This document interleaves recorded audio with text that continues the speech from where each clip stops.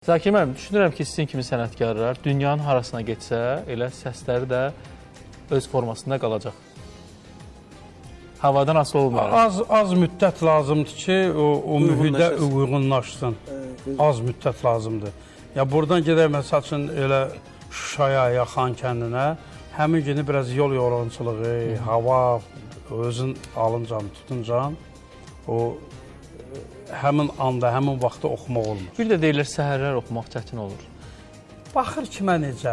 Səhərlər belə çətin ola bilər ki, əgər axşam çoxlu oxuyarsansa, məclisin olarsa, yorğun olarsansa, oxumaq olmaz. Amma qaldı ki, belə Allah Taala verən səsi, o əsl xanəndənin səsi elə səhərdə, axşamda, gün ortada işləməlidir. Birində o səs qorumaq məsələsi var, yəni o səsi yormamaq məsələsi var. Səsin yorulanda istəyir belə axşam da oxuyulan xeyri yoxdur. O səsə gərək qulluq eləməyə bacarırsan, onu da biz bacarmırıq. Çünki Allah bərəkət versin, maşallah. Toylar, ad günləri, tədbirlər. Təki bol olsun. Hə. Ona görə də biraz yorğunçuluq olmasa, hər vaxt işləyər xanəndənin səsi. Adətən verilişə gələndə səhər verilişinə, biraz səhər tez durmaq lazımdır ki, bədən gərək ayıla ki, səsdə işləyək. Əslində, axşam tez yatsan, səhər tez durarsan. Bəli. Bəla yatmaqdır. Yatmaq olmur. Mən 22:00 olan kimi yatıram. Maşallah. 22:00-dan geri qalmam. Ülkər səsini necə qoruyur? Mən səsimi, Zabit müəllim doğru söyləyir ki, səsi qorumaq lazımdır. Soyuqdan, nə bilim, istidən, soyuqdan. Amma əslində hər kəsdə elə deyil o, bilmirəm, təsdiqləyirsiniz yəqin. Bəlkə də insanın özündən asılıdır. Mən də o qədər də dəymə düşər deyiləm, özüm qorumuram. Yəni ki, bu olmaz, bu olmaz. O daha da belə pisləşdirir, düşünürəm. Amma qorumaq lazımdır soyuqdan. Belə. Yox, əslində, mən deyərdim ki, tək-tək insan var ki, səsini qoruya. İndiki zamanda, yəni biz gördüyümüz bu xanəndələr, ustadlar, bəlkə də heç qorumur. Yəni, mən şəxsən özüm qorumamışam. Yəni, dondurma da yeyirəm, kondisionerin altında da otururam, ondan sonra hər nə gəldi, yəni yeyirəm.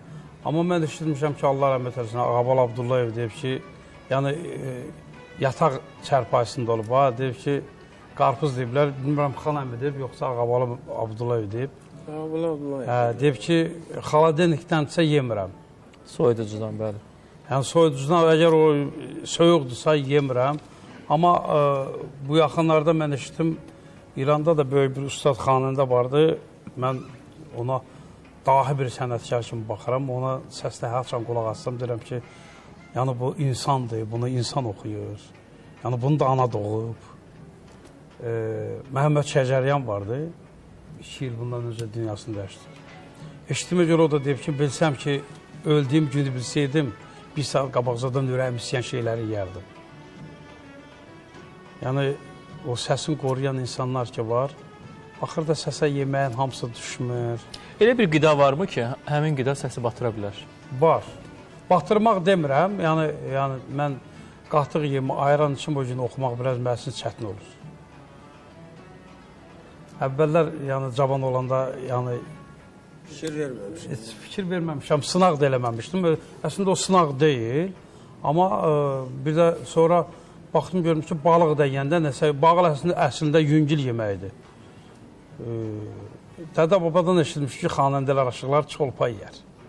Çolpa yeyəndə rahat olursun. Zakir müəllim, siz Döymə ət yeyəndə oxuya bilmirəm. Əziyyət verir, yəni əziyyət çəkirəm. Çolpoz varsa gətirin. Çolpa. İnşallah növbəti verilişdə. Yox, məncə səsi qorumaq lazım. Mən özüm səsimi həmişə qorumuşam. Yəni, qazlı sulardan. Düzdür, dondurma çox az vaxtlar. İndi bizə məktəbli uşaqlar da baxırlar. Xanəndəliyə gələn uşaqlar, yəqin bizə baxırlar. Yəqin, əlbəttə, mən onlara demək istəyirəm ki, səsinizi qoruyun. Çünki səsi qoruyanda, səs də səni yüksəklərə qaldırır. Səsi qoruyanda. Səs, yəni, çünki səsin özünün ətri var, təravəti var. Düzdür, ola bilər sən dondurma yeyirsən, amma səsin o pərdələrə işləyir. İşləsə də səsin keyfiyyəti olmur. Yəni, mən o 100% deyirəm. dondurmadan əlavə nə eləməsinlər? Yox, əslində mən üzr istəyirəm, dondurmadır. Yəni hər nə yesən, o soyuq şeydə, yəni yeyərsən, soyuq su içərsən, oxumamışdan qabaq olar. Yəni mən həmişə, amma oxuyandan sonra nəinki soyuq, isti də içmək olmaz. İlıq formadakı o səs telləri orada qızıb onu zədələmək olmaz. Mən zabit qədər oxuyan xanəndə tanımıram. Səhər aslandan oxuyurdu axşamacan, axşamdan da səhərəcən.